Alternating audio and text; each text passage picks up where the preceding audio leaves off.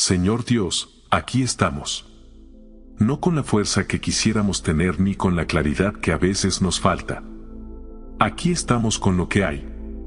Con el corazón que llevamos y con la historia que traemos. Con las preguntas que todavía no tienen respuesta y con las victorias que tal vez no reconocimos como tales porque el cansancio nos impidió verlas. Así llegamos a este momento. Y así nos recibes tú. Porque la puerta de tu presencia no tiene requisito de entrada más alto que el deseo genuino de encontrarte. Y ese deseo, aunque pequeño, aunque mezclado con dudas, hoy está aquí. El Salmo 62 comienza con una declaración que parece sencilla pero que en realidad es profundamente radical. En Dios solamente reposa mi alma. Solamente. Esa palabra lo cambia todo. No dice en Dios principalmente. No dice en Dios entre otras cosas. Dice solamente. El alma que encontró descanso verdadero sabe que no hay otro lugar donde ese descanso sea real y permanente. Que todo lo demás que promete descanso al final entrega algo que se agota. Que solo en Dios hay un reposo que no depende de las circunstancias, que no se erosiona con el tiempo, que no se acaba cuando la presión aumenta. Y eso importa porque vivimos en un mundo que ofrece reposo en muchos lugares. El reposo del trabajo terminado. El reposo de la cuenta bancaria llena. El reposo del reconocimiento recibido. El reposo de la relación estable. Todos esos tienen su valor. Ninguno de ellos es malo en sí mismo. Pero todos tienen algo en común, son frágiles. Dependen de condiciones que pueden cambiar. Y cuando cambian, el reposo que ofrecían desaparece con ellos. El Salmo 62 nos invita a algo diferente. A un reposo que no depende de ninguna condición externa. Que existe porque Dios existe y porque Dios es quien es. Que no se va cuando las condiciones se van. Que permanece cuando todo lo demás se mueve. Te pedimos, Padre, que nos enseñes ese reposo. No como concepto sino como experiencia. Como la realidad diaria de un alma que aprendió a descansar en ti antes de que todo esté resuelto. Antes de que las respuestas lleguen. Antes de que el panorama se aclare. Que el descanso no sea el resultado de que las cosas salieron bien sino el punto de partida desde donde enfrentamos lo que todavía no se resolvió. Porque hay una diferencia enorme entre el alma que descansa después de la victoria y el alma que descansa en medio de la batalla. La primera es natural. La segunda es sobrenatural. Y la segunda es la que tú prometes. De él viene mi salvación. El Salmo 62 abre con esta certeza anclada y es importante no pasarla por alto, Señor. No dice de aquí y de allá viene mi esperanza de salvación. Dice de Él. Directo. Sin intermediarios innecesarios. Sin cadenas largas de circunstancias que primero tienen que alinearse. De Él. Eso significa que la fuente de lo que necesitamos no está sujeta a las mismas vulnerabilidades que las fuentes humanas.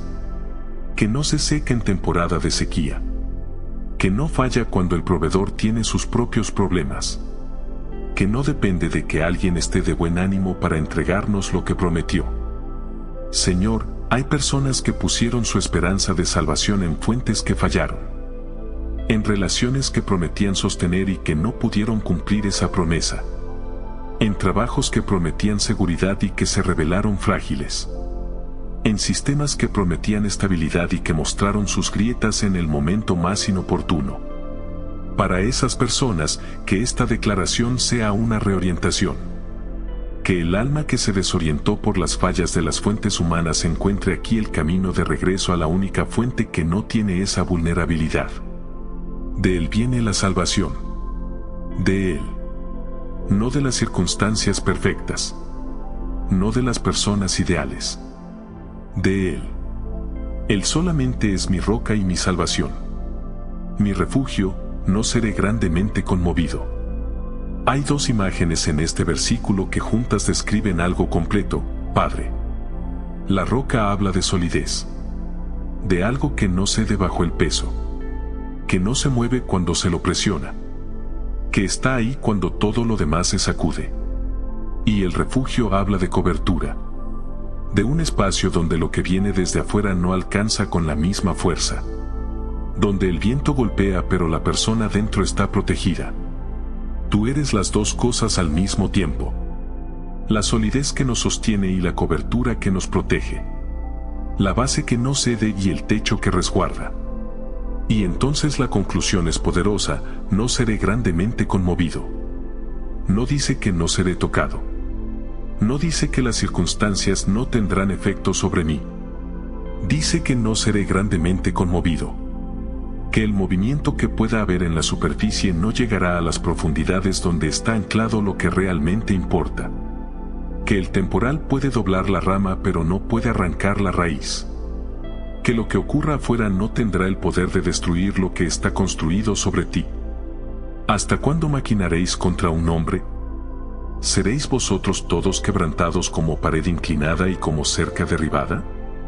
El salmista no está viviendo esta realidad desde una burbuja de protección cómoda cuando escribe este salmo: Señor, está siendo atacado.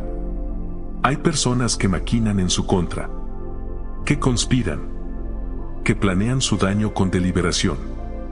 Y sin embargo escribe sobre el reposo del alma, sobre la roca que no se mueve, sobre el refugio que no falla. Esa es la contradicción más poderosa de la fe bíblica. Que la paz no es la ausencia de ataque sino la presencia de Dios en medio del ataque. Que eso sea real para quienes hoy enfrentan situaciones donde sienten que hay fuerzas organizadas en su contra. Donde la conspiración tiene nombre y tiene forma. Donde el daño que intentan causar ya produjo consecuencias reales. Que puedan declarar como el salmista: aunque maquinen, aunque planeen, aunque la pared inclinada parezca a punto de caer sobre mí, en Dios solamente reposa mi alma. Porque Él es más grande que sus maquinaciones. Porque su plan para mi vida supera en autoridad cualquier plan que otro haya trazado contra ella. Esperad en Él en todo tiempo, oh pueblos. Derramad delante de Él vuestro corazón. Dios es nuestro refugio. Esta invitación a derramar el corazón delante de Dios es una de las más liberadoras de toda la Escritura. Padre. Derramar. No presentar un informe ordenado. No estructurar la petición en el formato correcto. Derramar. Como quien inclina un recipiente que estaba lleno hasta el borde y deja que todo lo que haya dentro salga sin control ni orden. Con la confianza de que lo que recibe ese derrame no se va a asustar ni se va a apartar. Que tiene la capacidad de recibir todo lo que somos, incluso la parte que no nos gusta de nosotros mismos, y seguir siendo refugio. Señor, que esta oración sea ese momento de derramo. Que lo que llegó aquí cargado en el corazón de cada persona que está en este momento contigo pueda soltarse. Lo que se guardó porque no había lugar donde decirlo. Lo que se mantuvo en privado porque el contexto no lo permitía. Lo que se transformó en tensión interna porque nunca encontró la salida correcta. Que todo eso se derrame delante de ti ahora. Que tu presencia lo reciba. Que tu amor lo sostenga. Y que tu sabiduría trabaje sobre lo que fue entregado con la precisión que ningún consejero humano puede igualar. Porque hay algo que ocurre cuando le damos al alma el permiso de derramarse delante de Dios que no ocurre cuando la mantenemos contenida. El recipiente que se vacía puede ser llenado. El que se mantiene lleno de lo viejo no tiene espacio para lo nuevo que Dios quiere poner. Y muchas veces lo que cargamos no es malo en sí mismo, pero sí es viejo. Pertenece a un capítulo anterior. Y si lo seguimos sosteniendo no nos queda espacio para recibir lo que el capítulo actual requiere. El derramo no es debilidad. Es la decisión sabia de vaciar lo que ya cumplió su función para poder recibir lo que todavía está por llegar. Una cosa habló Dios, 2 veces he oído esto, que de Dios es el poder y tuya, oh Señor, es la misericordia. ¿Qué equilibrio tan perfecto hay en esas 2 verdades juntas, Padre? El poder y la misericordia. Si tuvieras solo poder sin misericordia, sería aterrador acercarse a ti. Si tuvieras solo misericordia sin poder, no habría manera de que pudieras hacer lo que prometes. Pero los 2 juntos producen algo único. Un Dios que puede hacer todo lo que promete y que quiere hacerlo para bien de los que lo buscan. Un Dios cuyo poder está al servicio de su misericordia, cuya capacidad infinita está orientada hacia el amor y no hacia la dominación. Que esa verdad cambie la manera en que nos acercamos a ti, Señor. Que no lleguemos con miedo al poder que podría aplastarnos. Que lleguemos con confianza al poder que está al servicio de la misericordia que nos sostiene. Que cada petición que elevamos sea formulada desde ese lugar. Desde el conocimiento de que quien la recibe tiene tanto el querer como el poder de responderla de la manera que sea mejor para nosotros. Y que si la respuesta no llega en la forma que esperamos, eso no habla de falta de poder ni de falta de amor. Habla de una sabiduría que ve más que nosotros y que actúa desde esa visión más amplia. Gracias, Padre. Gracias porque en ti solamente reposa el alma. Gracias porque eres roca y refugio y salvación. Gracias porque de ti viene todo lo que genuinamente necesitamos.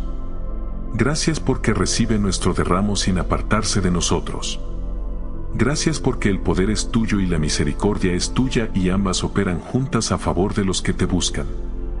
Recibe esta oración como lo que es, el corazón derramado de personas que eligieron venir a ti con todo lo que son. Amén. Lo que declaraste en este momento tiene un peso que va más allá de las palabras. Porque las palabras que salen de un corazón que genuinamente busca a Dios no son simplemente sonidos. Son semillas. Se plantan en el terreno de tu historia y producen fruto en tiempos que todavía no puedes ver desde donde estás parado hoy. El Dios que recibió ese derramo ya está actuando sobre lo que fue entregado. Ya está ordenando lo que fue puesto en sus manos.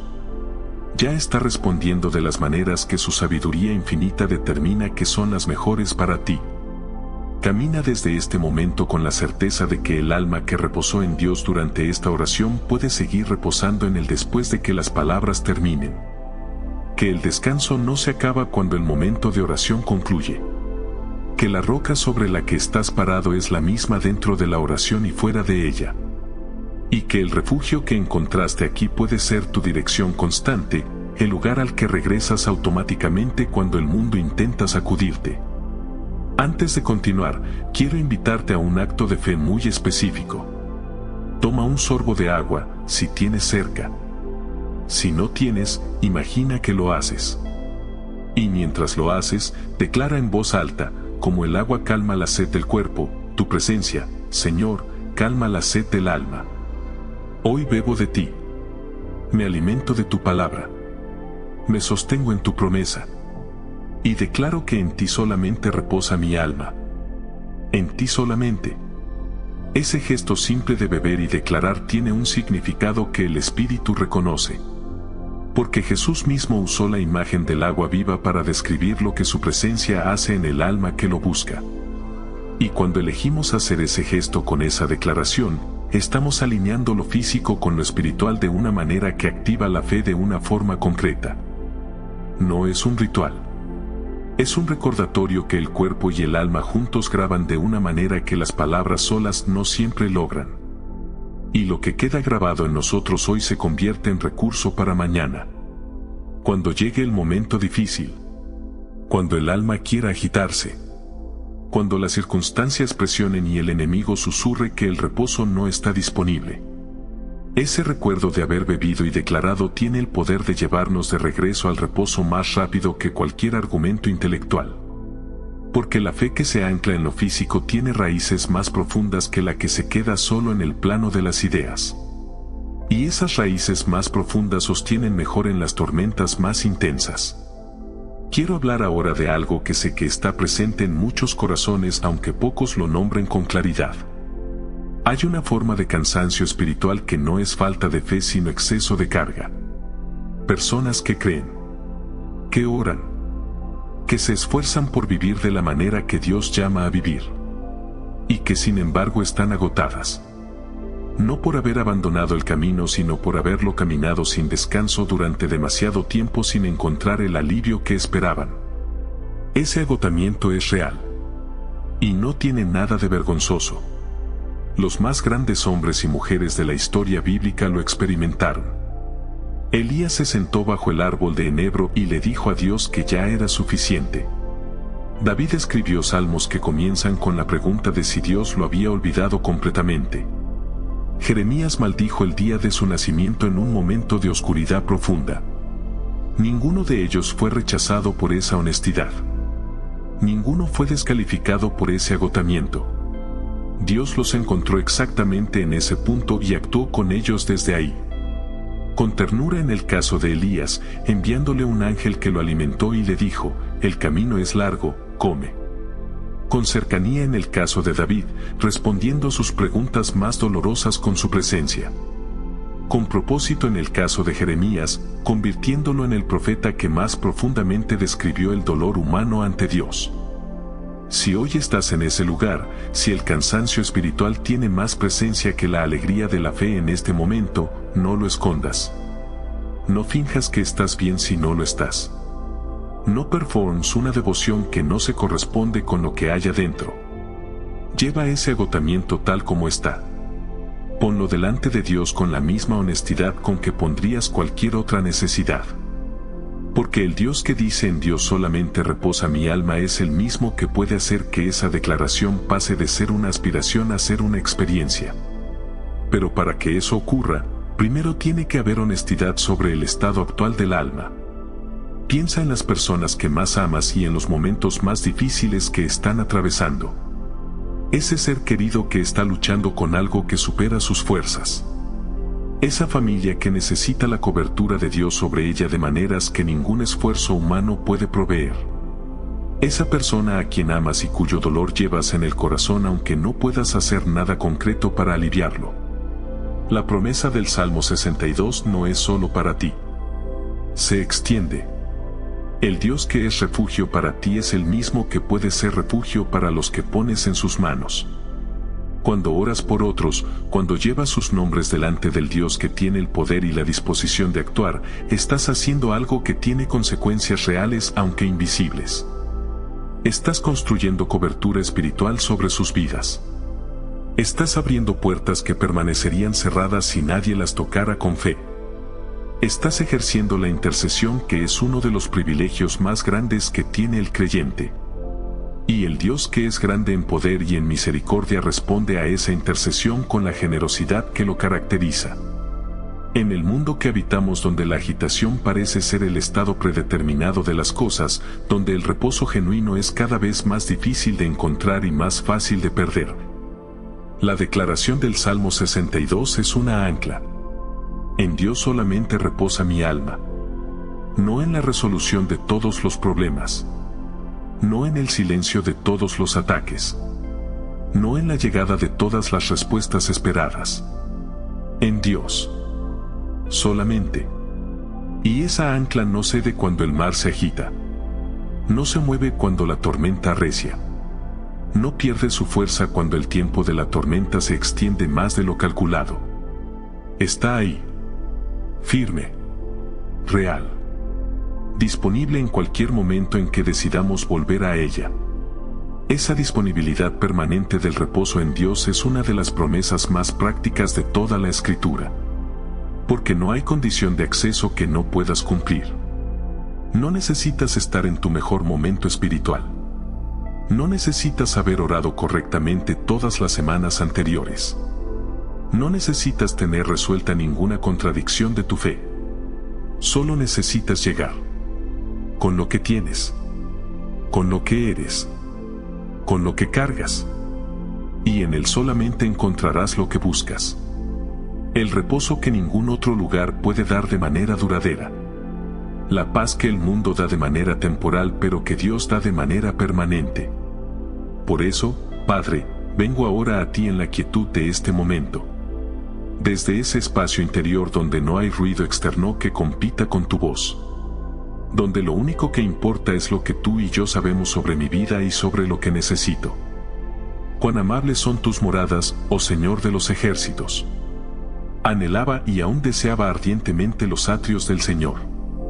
Mi corazón y mi carne cantan al Dios vivo. Señor, hay algo en la apertura del Salmo 84 que toca un lugar muy profundo del corazón. El anhelo. No el deseo casual de alguien que tiene muchas opciones. El deseo ardiente. La búsqueda que no se satisface con sustitutos. El corazón que reconoce que hay un lugar donde se siente más en casa que en cualquier otro sitio y que ese lugar es la presencia de Dios. Hay personas que conocen ese anhelo pero no siempre pueden nombrarlo. Que sienten una inquietud que el mundo intenta callar con ruido, con distracción, con entretenimiento, con trabajo, con todo lo que el mundo ofrece. Y la inquietud sigue. No porque sea un defecto, sino porque es la señal de que el corazón fue hecho para algo que el mundo no puede dar. Hecho para tu presencia, Señor. Para tus atrios. Para ese lugar donde el alma finalmente descansa porque finalmente está donde siempre quiso estar. Aún el gorrión haya casa y la golondrina nido para sí, donde ponga sus polluelos, cerca de tus altares, oh Señor de los ejércitos, Rey mío y Dios mío. Qué ternura hay en esta imagen, Padre. El gorrión que construye su nido cerca del altar. El pájaro más común, el menos valorado en la escala de las aves, encontrando su hogar en el lugar más sagrado. Y el salmista lo señala como imagen de lo que él mismo anhela. No la grandeza del águila que domina desde las alturas. La fidelidad del gorrión que simplemente vive cerca de la presencia de Dios y en ese vivir encuentra todo lo que necesita. Que esa sea nuestra imagen también, Señor. Que no aspiremos a grandes posiciones espirituales antes de aprender a vivir simplemente cerca de ti. Que no busquemos primero las alturas antes de establecer el nido en tu presencia. Que lo más importante no sea el tamaño de lo que hacemos sino la cercanía al altar desde donde lo hacemos. Porque lo que se hace cerca de ti, aunque parezca pequeño, tiene una dimensión eterna que lo que se hace lejos de ti no puede tener por grande que parezca. Bienaventurados los que habitan en tu casa. Perpetuamente te alabarán. Hay una bienaventuranza especial reservada para los que no solo visitan la presencia de Dios sino que la habitan, Padre. Los que no van y vienen. Los que se establecieron. Los que encontraron en tu presencia su dirección predeterminada y vuelven a ella naturalmente, sin esfuerzo, como el pájaro que vuelve al nido porque ahí está su hogar. Esa habitualidad en tu presencia produce algo que la visita ocasional no puede producir, la alabanza perpetua. No la alabanza de los momentos especiales. La alabanza del diario. La que brota de manera natural de un corazón que vive tan cerca de la fuente que su estado predeterminado es el agradecimiento. Señor, queremos ese nivel de cercanía. No como meta espiritual abstracta. Como la realidad concreta de cada día. Que la alabanza no sea el evento sino el ambiente. Que no sea lo que hacemos de vez en cuando sino lo que somos de manera constante. Bienaventurado el hombre que tiene en ti sus fuerzas, en cuyo corazón están tus caminos. Que pasando por el valle de lágrimas lo cambiarán en fuente. Señor, el valle de lágrimas es un lugar que todos conocemos en algún momento. Ese periodo donde el dolor es la atmósfera constante. Donde las lágrimas no son respuesta a un evento específico sino el estado general de la vida. Donde todo lo que tocamos parece tener el peso del sufrimiento. Donde la pregunta de cuándo terminará esto tiene presencia constante y respuesta incierta. Y tú no prometes que evitaremos ese valle. Prometes algo mejor. Que los que tienen sus fuerzas en ti y en cuyos corazones están tus caminos lo transformarán en fuente. La transformación del valle es lo más extraordinario de esta promesa. No que lo atravesarán rápido. No que no dolerá. Sino que al pasar por él lo cambiarán. Que su paso por el lugar de lágrimas producirá agua. Que el sufrimiento atravesado con Dios no solo se supera sino que se transforma en fuente de vida para otros. Que lo que dolió más termina siendo lo que más bendice. Esa es la alquimia del reino. Que en manos de Dios hasta el dolor tiene propósito productivo. ¿Cuántas personas han podido ministrar a otros precisamente desde el lugar donde ellas mismas sufrieron? ¿Cuántos testimonios de sanidad vienen de quienes pasaron por la enfermedad? ¿Cuántos mensajes de esperanza vienen de quienes estuvieron en el fondo de la desesperación? El valle de lágrimas en manos de Dios no es un callejón sin salida. Es el lugar donde se cava el pozo del que otros beberán. Y esa transformación no la hace el que atraviesa el valle por su propio esfuerzo. La hace Dios en el que atraviesa el valle con él. Irán de poder en poder. Verán a Dios en Sión. El camino de fe no es un camino de deterioro progresivo, Padre. No es ir de dificultad en dificultad perdiendo fuerzas con cada paso. Es ir de poder en poder. Que cada etapa superada produce capacidad para la siguiente. Que cada valle atravesado deja al que lo atravesó más equipado de lo que estaba antes. Que la meta no es sobrevivir el camino sino llegar a su destino habiendo crecido en la travesía. Y el destino es ver a Dios en Sión. La plenitud de su presencia. El hogar definitivo que toda esta vida apunta. Eso le da un sentido completamente diferente a las dificultades del camino. No son obstáculos que interrumpen el plan. Son parte del plan. Son los escalones por los que se asciende al poder siguiente. Son los momentos donde la fe que se declara se convierte en la fe que se vive. Y la fe vivida tiene un peso diferente a la fe declarada. La que sobrevivió el fuego prueba que es oro. Y el creyente que llegó al otro lado del valle con más profundidad de la que tenía cuando entró es testimonio vivo de que Dios hace exactamente lo que prometió, lo lleva de poder en poder. Señor Dios de los ejércitos, oye mi oración. Escucha, oh Dios de Jacob. Hay algo en esta petición directa y simple, Padre. Después de toda la teología del Salmo, de todas las verdades poderosas que se declararon, el salmista llega a una petición de 3 palabras: oye mi oración. Porque en el fondo eso es lo que necesitamos más que cualquier otra cosa. Ser escuchados por el que tiene el poder y la disposición de responder. Saber que no hablamos hacia el vacío. Que hay un receptor real. Que el Dios de los ejércitos, el mismo que controla todo lo que existe, se inclina para escuchar la voz del que lo busca. Mejor es un día en tus atrios que 1000 fuera de ellos. Escogería antes estar en el umbral de la casa de mi Dios que habitar en las moradas de maldad. Esta es la declaración de valor que cierra el corazón del Salmo: Señor. Un día en tu presencia vale más que 1000 días en cualquier otro lugar. No por un cálculo racional. Por experiencia.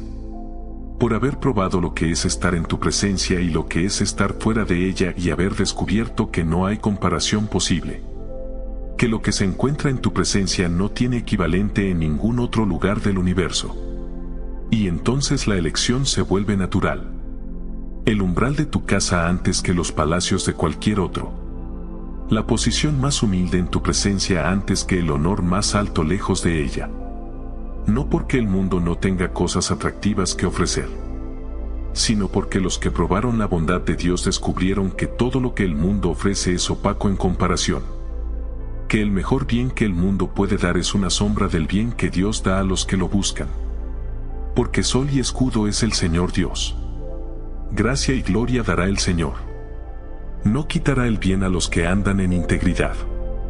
Padre, estas 3 promesas al cierre del Salmo 84 son un regalo. Sol habla de provisión de vida. De todo lo que el sol hace por la tierra, la calienta, la ilumina, la hace producir. Tú eres ese sol para nuestra vida espiritual. La fuente de todo lo que necesitamos para vivir y crecer y producir fruto.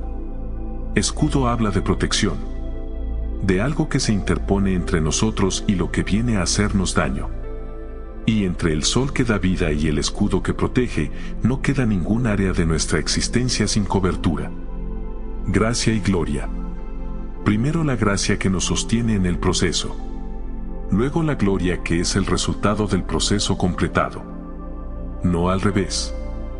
Primero la gracia para el camino y luego la gloria del destino. No quitará el bien a los que andan en integridad. Qué promesa tan clara y tan firme, Señor. El bien que viene de tu mano no te lo quitarás a los que te siguen con honestidad. No se agota. No se retira. No caduca. El bien de Dios para los suyos es una corriente que no tiene corte previsto. Señor, guarda mis pasos en este camino. Guarda mi corazón de las distracciones que intentan alejarme de tus atrios. Guarda mi fe de los ataques que buscan convencerme de que el umbral de tu casa no vale lo que pensaba. Guarda mis relaciones de las tensiones que el enemigo introduce para desviar la atención de lo que realmente importa. Y guarda mi descanso de las fuerzas que intentan robarlo. Te entrego mis noches, Padre.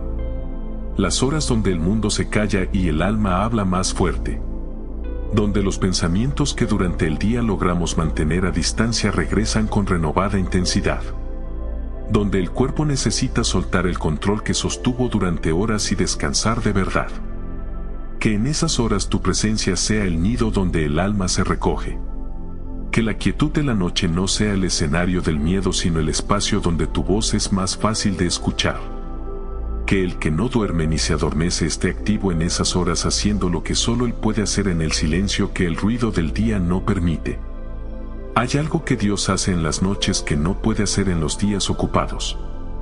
Hay una quietud en las horas de la madrugada donde el espíritu, cuando está en paz, puede recibir lo que el tumulto del día impide recibir. Instrucción para el día que viene. Claridad para la decisión que todavía no tomamos. Sanidad para la parte del alma que el dolor del día removió pero que todavía no terminó de procesar. Consuelo para la soledad que el ajetreo del día encubrió pero que la noche expone. Que esas horas sean para los tuyos exactamente lo que necesitan ser. No según lo que nosotros calculamos sino según lo que tú en tu sabiduría sabes que es mejor. Que cada amanecer sea un regreso a tus atrios. Que el primer movimiento del corazón al despertar sea hacia ti. Que antes de que el día y sus demandas comiencen a reclamar la atención, haya un momento de quietud en tu presencia que oriente todo lo que sigue. Porque el día que comienza desde tus atrios tiene una dirección diferente al que comienza desde la agenda. Tiene un norte que no depende de las circunstancias del día. Tiene una paz como punto de partida que el mundo no puede dar ni quitarle al que la encontró antes de que el mundo empezara a hablar. Gracias, Padre. Gracias porque en ti solamente reposa el alma. Gracias porque eres roca y refugio y la fuente de toda salvación. Gracias porque recibes el derramo de nuestro corazón sin apartarte de nosotros. Gracias porque eres sol que da vida y escudo que protege. Gracias porque das gracia para el camino y gloria para el destino. Gracias porque no le quitas el bien a los que andan contigo. Gracias porque un día en tus atrios vale más que 1000 en cualquier otro lugar y porque tus atrios están disponibles para nosotros hoy y todos los días. Gracias porque el gorrión haya casa cerca de tu altar y nosotros también. Gracias porque el valle de lágrimas en tus manos se convierte en fuente. Gracias porque nos llevas de poder en poder. Y gracias porque el destino de los que caminan contigo es ver tu rostro en Sión. Hoy declaramos que en ti solamente reposa nuestra alma. Que de ti viene nuestra salvación. Que tú eres nuestra roca y nuestro refugio. Que no seremos grandemente conmovidos porque tú eres mayor que cualquier cosa que intente conmovernos. Que escogemos el umbral de tu casa antes que cualquier otro lugar. Que iremos de poder en poder. Que los valles de lágrimas que atravesamos los cambiaremos en fuentes. Y que al final del camino veremos a Dios en Sión. Que así sea. Amén.